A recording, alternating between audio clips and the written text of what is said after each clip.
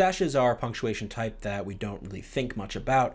We think a lot about commas and semicolons and even colons, but dashes are kind of ignored.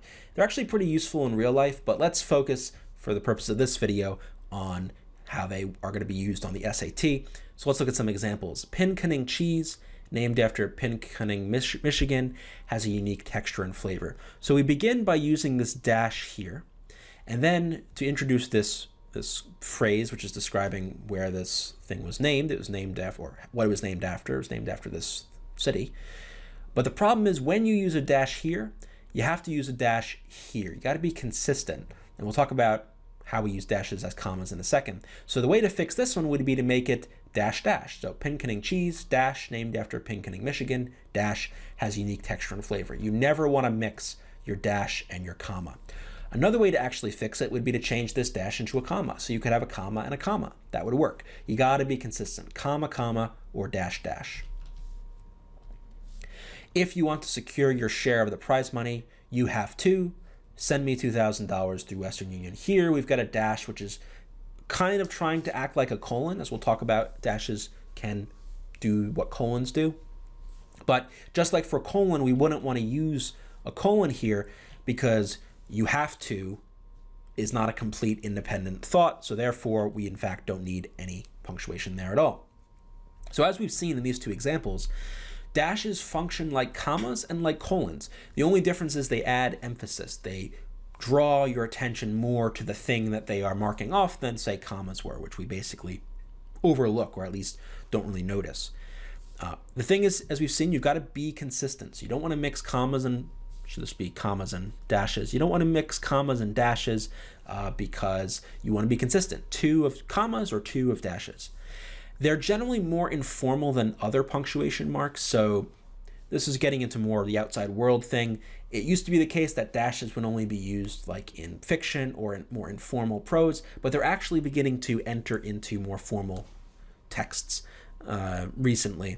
So for the purposes of the SAT, you're not really going to have to choose, for example, between, let's say, a colon and a dash where they're both correct, and you have to decide based on the style. That's not something you have to worry about. Just know that they have a certain grammatical function and they have to follow certain rules, and that's what matters for the purposes of this test. So first thing, as we can see, dashes can act like commas, as we can see in these examples. Everyone I know, even Bob, Mary, and John, attended my party. So you could have, if you wanted to, put commas here. We'll talk about comma usage a lot in upcoming videos.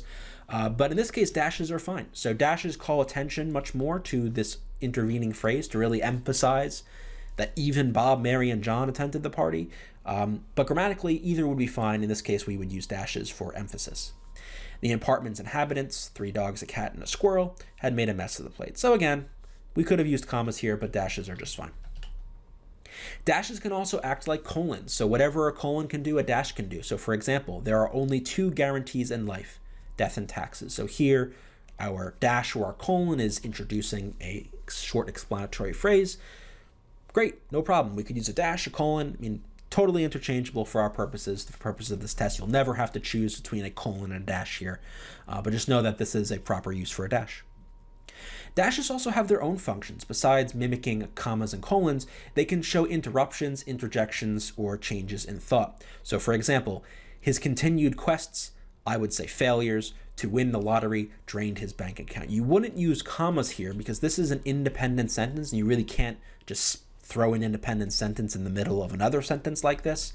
So commas don't really work, but with dashes, you get away with it. It really emphasizes this phrase. It's kind of implying an aside or like a break in the thought or an interjection of some kind. So that would be perfectly legal. And you can see why this is more informal. This is, technically not grammatically correct, but who cares? Because it does the job that it's meant to do and it's totally fine. So this would be a fine use of dashes. We see dashes often in dialogue. For example, why did you buy the, oh, never mind, right? It shows that interruption. Or what are you doing with that donut? No, right? Shows that kind of interruption. You are the student, the only student who actually turned in the assignment on time. Again, this is kind of standing in for commas, but we like dashes here specifically because they really emphasize that, you're the only student that turn in the assignment on time.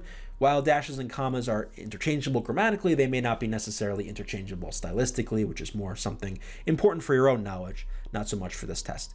But that's how you use dashes. They basically mimic colons and commas and can do their own thing. And that's how you would answer these questions on the test.